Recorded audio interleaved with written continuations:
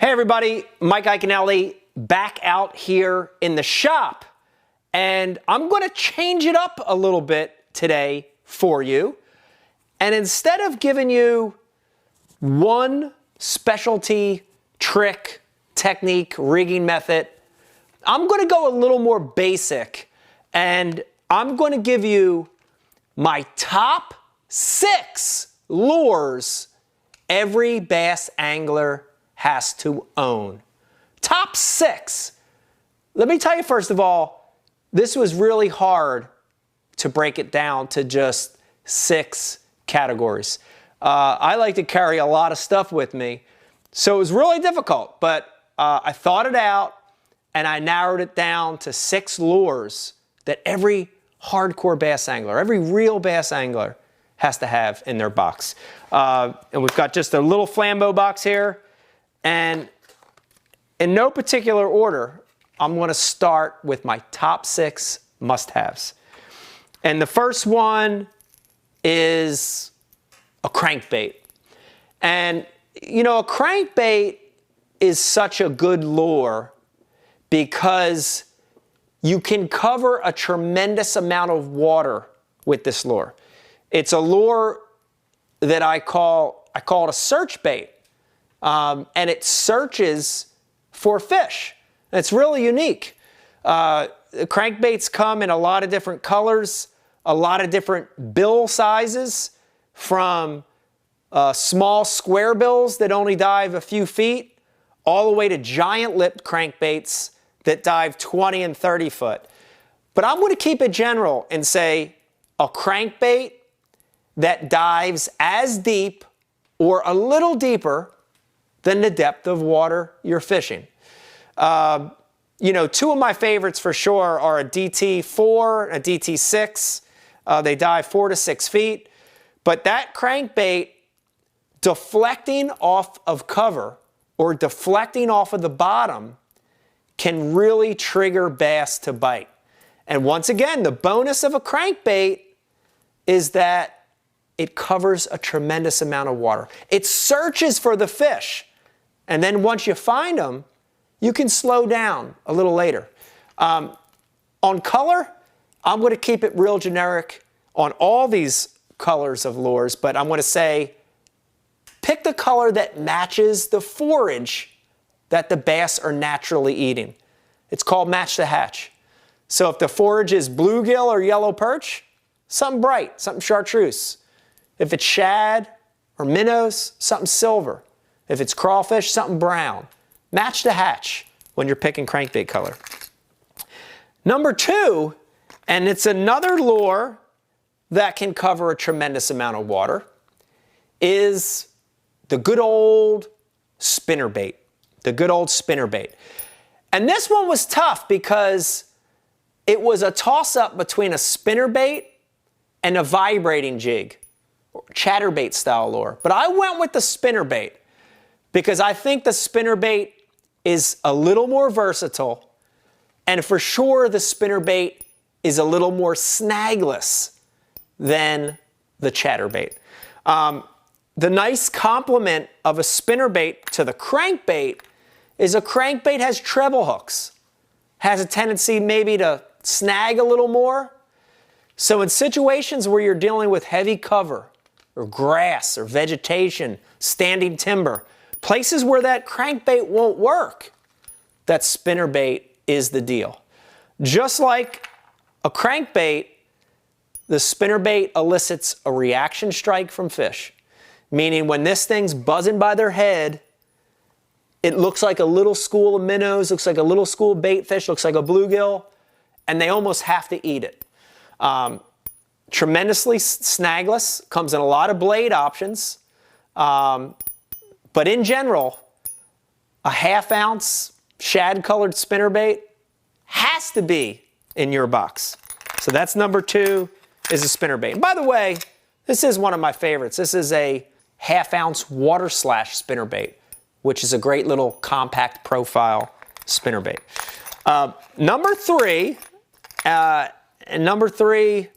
when I think of lures that catch big bass, There's no other bait that catches more big bass than this thing.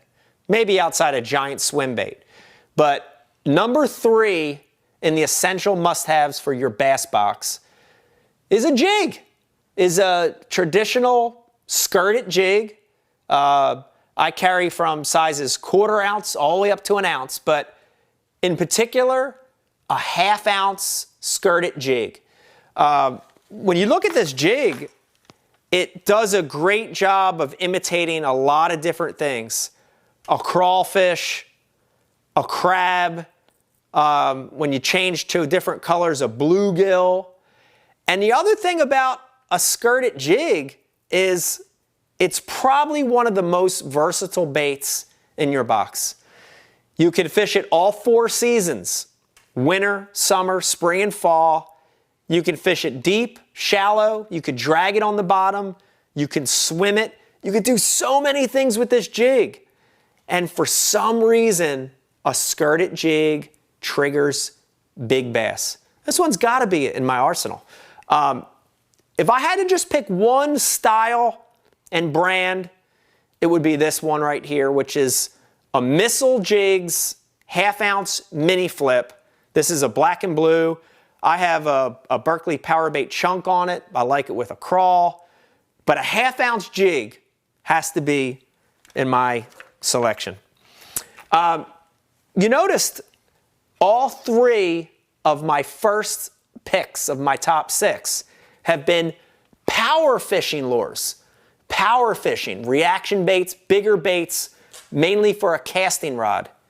Now I'm going to switch gears and I'm going to go to my last 3, and these are going to be more finesse presentations. The next one is not one that would have been in my box 5 years ago, but I think in today's age of finesse fishing, this one has to be in your box. And for number 4, I'm going with a swim bait. I'm going with a smaller, finesse size swim bait, a 3.3, a 3.8 size swim bait. This happens to be a Berkley Power Bait swimmer, power swimmer. You know, the great thing about the swim bait is there's versatility in this bait. I can rig it on a jig head. I can rig it on a weedless hook. Fish it a lot of different ways. But the number one reason that I'm going to go with this swim bait in my arsenal is it looks so real.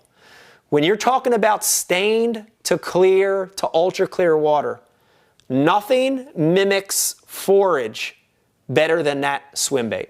It really has changed the way I fish in the last 2 or 3 or 4 years, and I hardly ever go to a place fishing without having one of these tied on.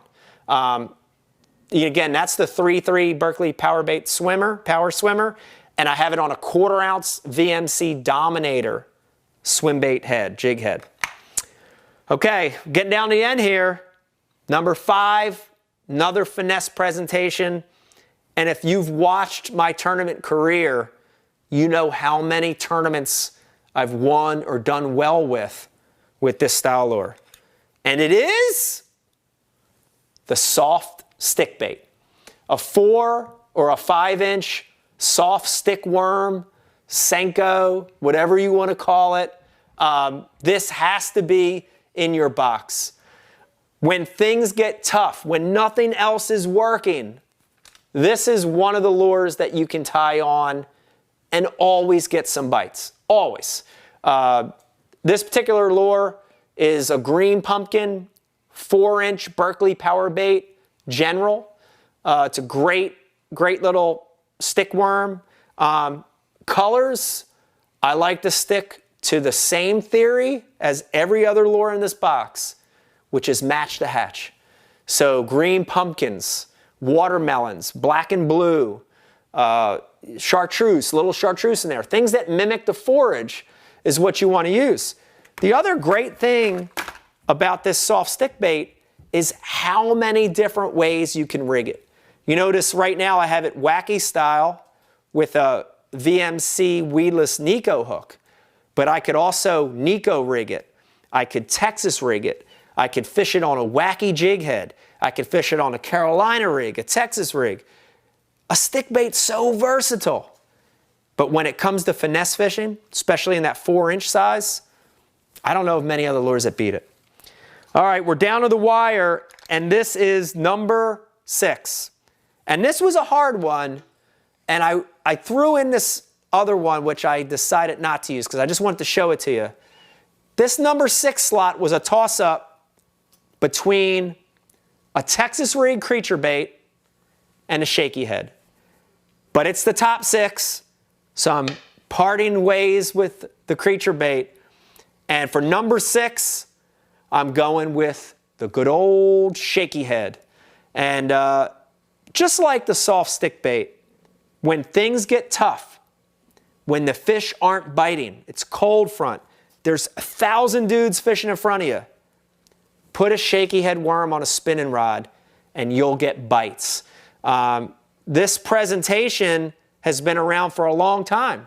Although this shaky head is somewhat new, jig worming, slider head fishing, it's been around for years. This is a technique that's going to catch them till the end of the days. And a lot of different jig heads, but my favorite is that one right there. That's a VMC rugby head. I like 1/16 all the way up to a quarter, but my favorite size is a 3/16 ounce. And I'll thread on that shaky head a straight tail worm. Any of your straight tail worms are going to be real effective. A 4-inch, a 6-inch. The only thing I want to make sure is when you thread that worm on there, make sure it's a worm that has a flat side on the bottom. Because when you rig that shaky head, it'll glide a little bit on the fall. It'll fall radically. Once it's on the bottom, that shaky head stands, look at that, head down, tail up, in that defensive position off the bottom. And that's one of the reasons you get so many bites with the shaky head. Man, this was a hard one for me to break it down, but these are my top 6 lures. Any hardcore bass guy, any serious angler fishing for bass, these are the ones you have to have in your box. Crankbait, spinnerbait, jig, swim bait, soft stick bait, and a shaky head worm. Try those 6 baits. You're definitely going to catch them on those lures. Every condition imaginable, winter, summer, spring, fall, clear, dirty, stained, these lures will get the job done. I hope you enjoyed this in the shop. Keep your eye out for more coming. While you're here watching this on the YouTube channel, if you haven't already, please take a second and hit that subscribe button. It's right down there somewhere. It's flashing at you. Hit that